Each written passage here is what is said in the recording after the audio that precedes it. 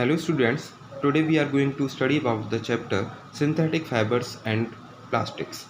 तो सबसे पहले जो हम बात कर रहे हैं फाइबर्स के बारे में, तो फाइबर्स के बारे में आपने इससे पहली क्लासेस में पढ़ा होगा जो आपके चैप्टर्स थे फाइबर्स एंड फैब्रिक्स। तो फाइबर्स क्या हैं, वो छोटे छोटे स्ट्रैंड्स होते हैं, थोड़े छोटे छोटे रेशे होते हैं जिनकी हेल्प से फाइबर्स बनाए जाते हैं और फाइबर से फैब्रिक्स बनाए जाते हैं। अब फैब्रिक्स क्या है, जो कपड़ा होता है, सीधा एक कपड़ा जो है, सिंपल जैसा जो कपड़ा आता है बाज़ार से, वो फैब्रिक है। फैब्रिक को सिल के काट के उसको क्लॉथ बनाया जाता है, कपड़े बनाए जाते हैं। तो fabrics are made from fibres obtain from natural और आर्टिफिशियल सोर्सेज। दोनों ही आपके नेचुरल सोर्सेज से या आर्टिफिशियल सोर्सेज से वो बनाए जा सकते हैं। जैसे नेचुरल सोर्सेज की हम बात करते थे पहले, नेचुरल फाइबर्स की बात करते हैं, जैसे कि these are obtain from natural sources called natural resources. जैसे कि आपका हो गया कॉटन, वुल, सिल्क, ये आपके नेचुरल फाइबर्स हैं क्योंकि ये आपको एनिमल से या प्लांट से मिलते हैं।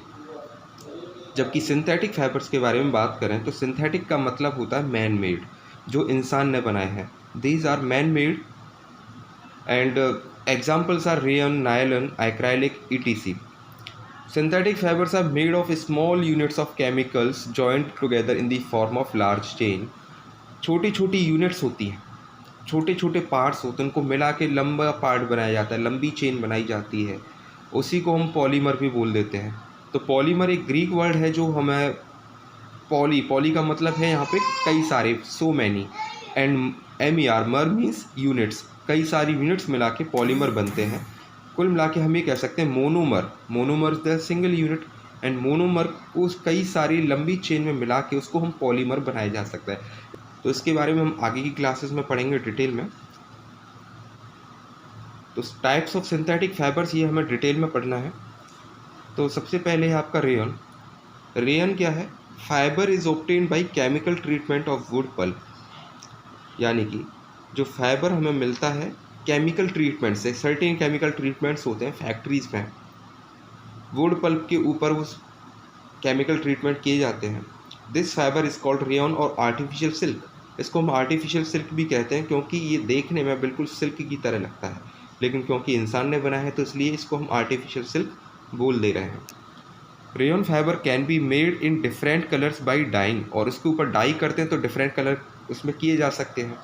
काफ़ी सस्ता होता है कंपेयर टू सिल्क, इसलिए काफ़ी यूज़ भी होता है। देखने में सिल्क जैसा, ऊपर से सस्ता, तो इसलिए ये काफ़ी यूज़ भी होता है। Rayon is mixed with cotton to make bed sheets और mixed with wool to make carpets. ध्यान रखनी ये बात, अगर हम कॉटन के साथ मिलाते हैं तो बेड शीट वगैरह बनाने के लिए काम आ जाता है, और अगर वूल के साथ अगर हम इसको मिलाते हैं तो कारपेट वगैरह बनाने के लिए काम आता है। फिर दूसरा है nylon. Nylon is man made fibre, it was first truly synthesise fibre. ये पहला सिंथेसाइज फाइबर था जो पूरी तरह से सिंथेटिक था, यानी कि इसका हर एक पार्ट मैन मेड था। ये किसी वुड पल्प या किसी नेचुरल फाइबर को ट्रीट करके नहीं बनाया गया। It is synthesize from coal, water and air. Coal, कोयला, वाटर और एयर की हेल्प से इसको बनाया जाता है। Clothes from nylon are very strong, elastic and light, lustrous and easy to wash. जैसे हम फिगर में देख रहे हैं राइट साइड में, तो काफ़ी ये स्ट्रॉन्ग होता है, लाइट होता है और काफ़ी चमकीला भी होता है। तो nylon is use to for making clothes, ropes, socks, curtains, sleeping bags, parachutes, etc। यानी कि जो भी स्ट्रॉन्गर चीज़ें हैं, जैसे हम बात कर रहे हैं स्लीपिंग बैग्स या पैराशूट्स की, तो ये काफ़ी स्ट्रॉन्ग रहते हैं, इसलिए हम इनको यूज़ करते हैं इन चीज़ों में बनाने के लिए। The nylon fibre is stronger than a steel wire. अब ये चीज़ थोड़ा सा समझ में देरी से आती है कि स्ट्रॉन्ग कैसे हुआ स्टील वायर से भी। स्टील वायर से इसलिए स्ट्रॉन्ग है, अगर हम इन दोनों को खींचते हैं, यानी एक तरफ हम स्टील को खींचें और एक तरफ हम नायलॉन के एक थ्रेड को खींचें, तो नायलॉन को थ्रेड को खींचने में हमें ज़्यादा मशक्क़त करनी पड़ेगी। इस तरीके की आपने ये देखे होंगे थ्रेड्स, ये मम्मी आपके घर में कोई भी लेडीज़ हैं तो कुछ डिज़ाइन वगैरह करने के लिए, कपड़ों पे डिज़ाइन वगैरह करने के लिए कई बार इस तरीके के धागे लेके आते हैं। आप उनको खींच के देखिएगा तो काफ़ी ये स्ट्रॉन्ग रहते हैं। Next is polyester. पॉलिस्टर आपने वर्ड कई बार सुना होगा, इसकी साड़ियाँ जो बनाई जाती हैं। तो पॉलिस्टर का मतलब क्या है, पॉली प्लस ईस्टर, यानी कि कई सारी ईस्टर्स की चेन को मिला के पॉलिस्टर बनाया जाता है। Polyester is a man made और सिंथेटिक फाइबर। पॉलिस्टर क्या है, एक मैन मेड है और सिंथेटिक फाइबर है। Fabric made from this fibre does not gate wrinkled easy, आसानी से इस पर सरबटें नहीं पड़ती हैं। रिमेन्स क्रिस्प, यानी कि ये बिल्कुल एक जैसा सपाट रहता है जैसे कि अभी उस पर आयरन किया गया हो। एंड ईजी टू वॉश, यानी कि इसको आसानी से धोया भी जा सकता है।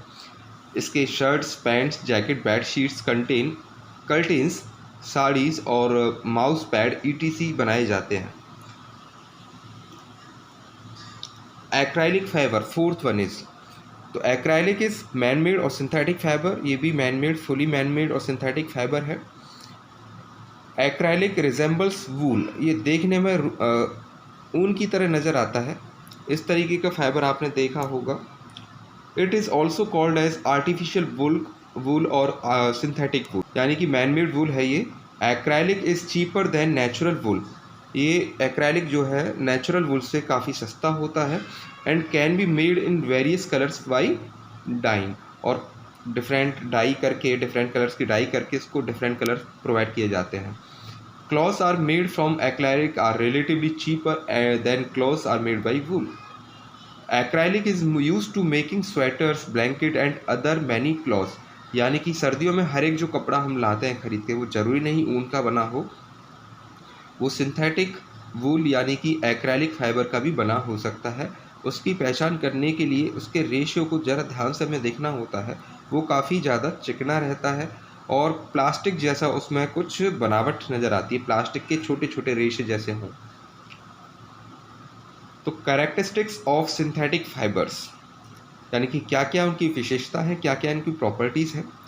तो सबसे पहली बात, synthetic fibres are cheaper, stronger and durable than natural fibres. सस्ते होते हैं, टिकाऊ होते हैं और मजबूत भी होते हैं नेचुरल फाइबर्स के कंपैरिजन में। It is easy to maintain, easy to wash, dry up in less time and readily available. आसानी से हम इनको मेंटेन कर सकते हैं, आसानी से धो सकते हैं, सुखा सकते हैं, यानी कि इनके जो प्रॉपर्टी है, उनका जो बनावट है, उसमें ज़्यादा कोई दिक्कत नहीं आती है। होता क्या है कि जो नेचुरल फाइबर्स होते हैं उनको लॉन्ग टाइम तक हम उनको यूज़ करते हैं तो उनकी जो क्वालिटी है वो थोड़ी ख़राब हो जाती है, लेकिन इनकी क्वालिटी थोड़ा देर में ख़राब होगी। Synthetic fibres possess unique characteristics which make them popular dress materials. उनकी यूनिक विशेषताएं, यानी कि सस्ता होना और स्ट्रॉन्ग होना, ड्यूरेबल होना, और उनकी जो टेक्सचर है, बनावट है, उनका कलर्स है, उनको ज़्यादा पॉपुलर बना देते हैं ड्रेस मटेरियल्स के लिए। तो आज की वीडियो में आपको इन सिंथेटिक फाइबर्स के बारे में डिटेल में बुक से और पढ़ लेना है, बाकी का नेक्स्ट क्लास में।